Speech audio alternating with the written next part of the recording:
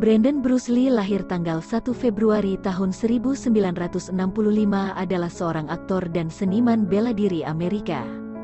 Lee juga dikenal sebagai satu-satunya putra Bruce Lee dan kematiannya yang tidak disengaja selama produksi film terobosannya The Crow, 1994. Ayah Lee, yang meninggal pada tahun 1973, adalah ikon di bidang seni bela diri baik sebagai seorang praktisi maupun tokoh utama dalam film mereka. Lee mengikuti ayahnya ke kedua bidang tersebut, melatih seni bela diri dengan beberapa siswa ayahnya dan belajar akting di Emerson College dan Lee Strasberg Theater and Film Institute.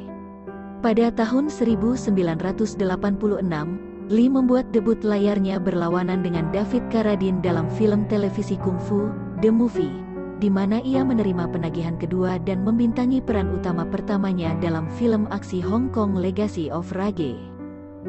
Tak lama kemudian, di televisi, Lee memainkan peran utama dalam pilot Kung Fu, The Next Generation, 1987, dan menjadi bintang tamu dalam sebuah episode serial televisi O'Hara, 1988. Setelah ini, Lee menjadi pemeran utama dalam film aksi beranggaran rendah Laser Mission, 1989. Pada 1990-an, dia mulai bekerja dengan studio-studio besar Hollywood. Rilisan teater Amerika pertamanya adalah film aksi polisi teman Warner Bros. Showdown in Little Tokyo, 1991, yang dibintangi bersama Dolph Lundgren. Film ini mendapat ulasan yang buruk dan digambarkan sebagai film aksi yang sangat konyol, tetapi untuk alasan yang sama beberapa kritikus retrospektif menghargainya. Ini diikuti oleh peran utama dalam Rapid Fire, 1992, yang diproduksi oleh 20th Century Fox. Meskipun film tersebut tidak diterima dengan baik, kritikus memuji kehadiran Lee di layar. Pada tahun 1992, ia mendapatkan perannya yang paling terkenal sebagai Eric Draven dalam The Crow, 1994, karya Alex Proyas, berdasarkan buku komik dengan nama yang sama, yang akan menjadi film terakhirnya. Pada tanggal 31 Maret tahun 1993, hanya beberapa hari lagi dari penyelesaian film, Lee secara tidak sengaja terbunuh setelah ditembak di lokasi syuting dengan pistol prop. The Crow diselesaikan dengan menulis ulang skrip, menggunakan teknologi CGI awal dan pemeran pengganti. Itu umumnya ditinjau dengan baik dan dianggap menunjukkan kemampuan dramatis Lee. Itu sukses komersial dan sekarang dianggap klasik kultus. Banyak yang melihat kesejajaran antara Lee dan ayahnya membandingkan karir mereka sebagai pria terkemuka film aksi yang meninggal muda, sebelum rilis film terobosan mereka. Dia dimakamkan bersama ayahnya di pemakaman pemandangan Danau Seattle. Kematian pada tanggal 31 Maret tahun 1993, Lee sedang syuting adegan di The Crow di mana karakternya ditembak dan dibunuh oleh preman. Dalam adegan tersebut, karakter Lee masuk ke apartemennya dan menemukan tunangannya dipukuli dan diperkosa.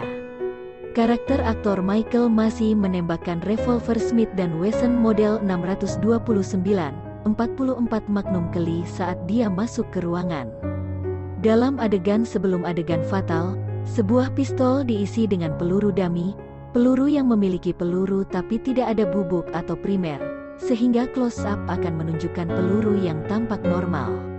Untuk adegan fatal, yang menyerukan agar revolver ditembakkan ke arah Lee dari jarak 3,6-4,5 meter, 12-15 kaki, kartrid tiruan diganti dengan peluru kosong, yang menampilkan muatan bubuk langsung dan primer, tetapi tidak ada peluru, sehingga memungkinkan senjata untuk ditembakkan tanpa risiko proyektil yang sebenarnya. Peluru dari peluru dummy telah lepas dari cartridge, bagaimanapun, dan bersarang tak terlihat di laras. Ketika peluru kosong ditembakkan, peluru yang bersarang di laras didorong ke depan dengan kekuatan yang hampir sama seolah-olah peluru itu hidup, dan itu mengenai Lee di perut. Setelah masih menarik pelatuknya, Lee seharusnya jatuh ke depan, bukan ke belakang. Ketika sutradara mengatakan cut, Lee tidak berdiri dan kru mengira dia masih berakting atau bercanda. Jeff Imada, yang segera memeriksa Lee, melihat ada yang tidak beres ketika dia mendekat dan mengatakan Lee tidak sadarkan diri dan terengah-engah. Medik Clyde Baisi menghampiri dan mengguncang Lee untuk melihat apakah dia linglung karena kepalanya terbentur saat jatuh, tetapi tidak mengira dia tertembak karena tidak ada pendarahan. Baisi menemukan detak jantung Lee yang normal, tetapi dalam 2-3 menit itu melambat secara dramatis dan berhenti. Lee dilarikan ke New Hanover Regional Medical Center di Wilmington, North Carolina. Upaya untuk menyelamatkannya tidak berhasil dan setelah 6 jam operasi, Lee dinyatakan meninggal pada tanggal 31 Maret tahun 1993 pukul 13:03. Dia berumur 28 tahun. Penembakan itu dinyatakan sebagai kecelakaan karena kelalaian. Kematian Lee menyebabkan munculnya kembali teori konspirasi seputar kematian dini ayahnya yang serupa.